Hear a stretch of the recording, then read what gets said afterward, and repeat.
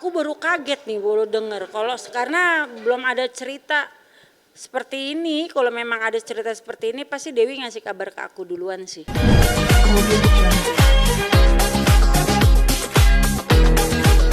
Bukan bulan Juni ya. Juni apa Juli? Juni atau Juli gitu.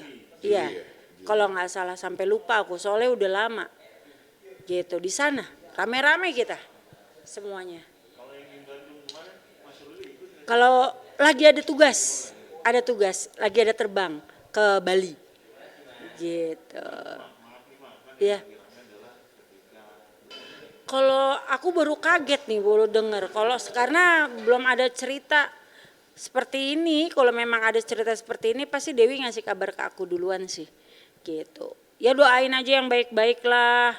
Jangan doain yang nggak baik. Maksudnya segala sesuatu hubungan itu kalau memang bisa dilanjutkan ke hal yang lebih baik dan lebih indah, kenapa enggak? Gitu. Kalau dibilang berita kayak begini kaget juga. Tadi aku dibilang sama Mbak Titi, aku nggak tahu tuh berita kayak gitu nih. Berita dari mana sih? Dari mana beritanya?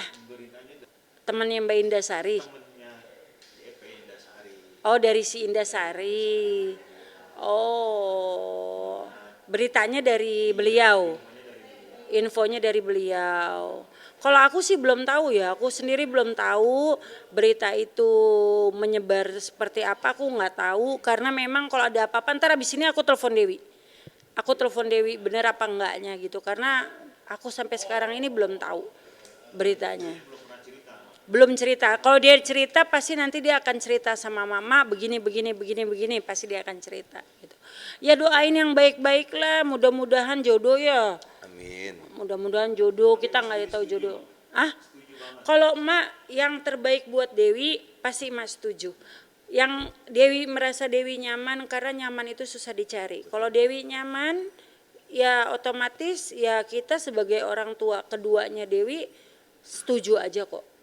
Nggak ada yang dilarang, nggak ada yang dipaksain, selagi dia menyayangi Dewi dengan tulus, cinta dengan tulus, menjaga dia sampai kapanpun, karena kita nggak tahu umur kita, umur semua di tangan Allah. Kita juga akan menua suatu saat, jadi kalau bisa suaminya Dewi nanti siapapun itu bisa mendampingi Dewi sampai menutup mata.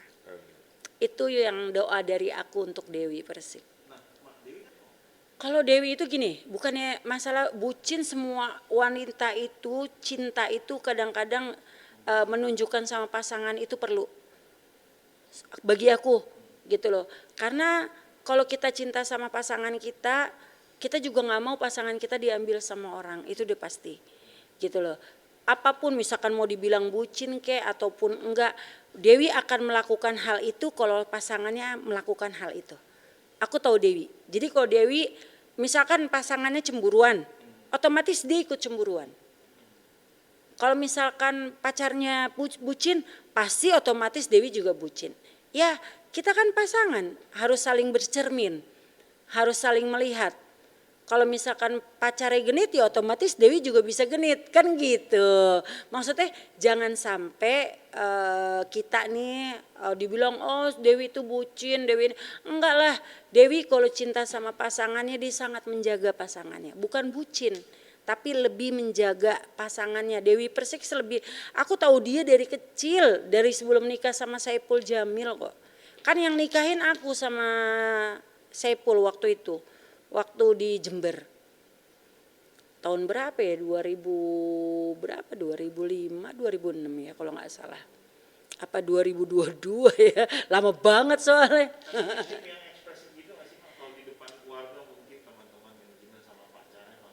Oh dia tipe yang ngelayanin loh. Aku sih ngelihat maksudnya dia masakin, dia ngurusin, sama semua sama. Aku ngelihat dia itu orangnya kalau udah sayang sama orang dia tunjukin. Apa yang dia punya dia kasih. Dewi itu orangnya apa adanya. Yang aku bilang tadi balik lagi. Dewi itu orangnya apa adanya, bukan ada apanya. Gitu. Jadi kalau bagi saya Dewi tetap orang baik, tetap anak yang tahu diri, tetap istri yang selalu menjaga pasangannya supaya pasangannya tidak kemana-mana. Intinya seperti itu, bukan bucin, beda bucin.